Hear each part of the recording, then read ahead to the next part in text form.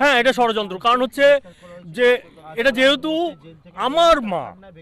আমার মা এখানে ভারত সরকারের আইনই রয়েছে যে কোনো ব্যক্তি তার মৃত্যুর আগে সে অঙ্গীকার করতে পারে, অথবা সঙ্গে সঙ্গে যদি সে মারা গেল, মারা যাওয়ার পর তার পরিবার, বিশেষ করে তার পরিবারে যারা থাকবে তারা আলোচনা সাপেক্ষে যদি বলে যে দেবো তাহলে দেবে, নাহলে দেবে না, ইচ্ছাধীন। এবং এখানে যেটা ওরা অভিযোগ করেছে যে বিক্রি করেছে, চুরি করেছে, আমি কার চুরি করেছি? এ তো আমার মা মারা গিয়েছে, এসে এইবার তাকে আমি হয় দাহ করব, তা নাহলে কবর দেব, দিয়ে নষ্টও হবে।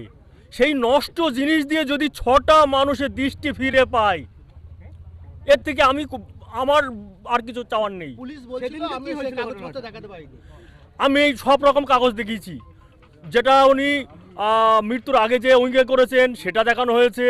তারপরে হচ্ছে যে ডেথ সার্টিফিকেট দেখানো হয়েছে, সঙ্গে হচ্ছে তার সঙ্গে যেটা হচ্ছে যে সংস্থা চোখটা নিয়ে গেছে তারা গণদর্পণের, তারা সেই সার্টিফিকেট দেখে সেটা দেখিয়েছি। তারপরে হচ্ছে আরও পর্যায়ক্রমে সেগুলো।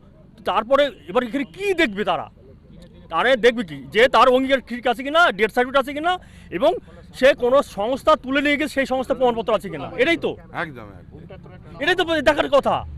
কারণ হচ্ছে আমি তার ওই আইনটাকে দেখবে তারা, যে এই যে অঙ্গদান বা চক্ষুদান এর যে আইনটা কি আছে, সে না জেনে কেন ওই চেয়ারে বসবে?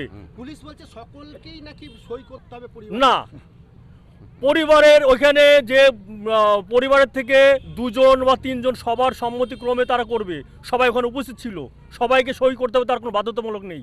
সেদিন ঘটনাটা কি হলো? পরপর প্রথমে মা মারা গেছেন ঠিক এই সম্ভবত 10টার আগে আশেপাশে, 10টাতে মারা যান। তারপরে আমি যথারীতি সেই গণদর্পণের কর্তৃপক্ষের ওদের কাছে ফোন করলাম, করার পরে ওরা বলে যে ডেথ সার্টিফিকেট লাগবে ডাক্তারের, তো ডেথ সার্টিফিকেটটাও ব্যবস্থা করতে হবে। আমি ব্যবস্থা করার বলতে তাহলে এক ডাক্তারকে ফোন করলাম, উনি এমবিবিএস ওনার রেজিস্ট্রেশন আছে, ওনাকে ফোন করা হলো।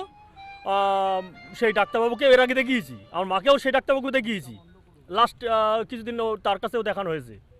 তো তারপরে হচ্ছে যেহেতু আমার মা দীর্ঘদিন ধরে প্যারালাইসিস হয়ে পড়ে রয়েছে, মানে কি বলবো, বেড সোল যে ঘাটা সব হয়ে গেছে, মানে প্রথমের দিকে, এখন শেষের দিকে খাওয়া বন্ধ, আর জায়গাতেই পায়খানা, জায়গাতেই সব কিছু। তো তখন তো ওই যে যারা অভিযোগ করেছিল তারা এসে তো পরিষ্কার করেনি ওগুলো, তখন আমাকেই করতে হয়েছে। আমার মার ওষুধ আমাকেই কিনতে হয়েছে, আমার মাকে খাওয়াতে আমাকেই হয়েছে। আমি ব্যক্তিগতভাবে কি করব? আমার যে সংস্থা গণদর্পণ তাকে চোর সাজাচ্ছে,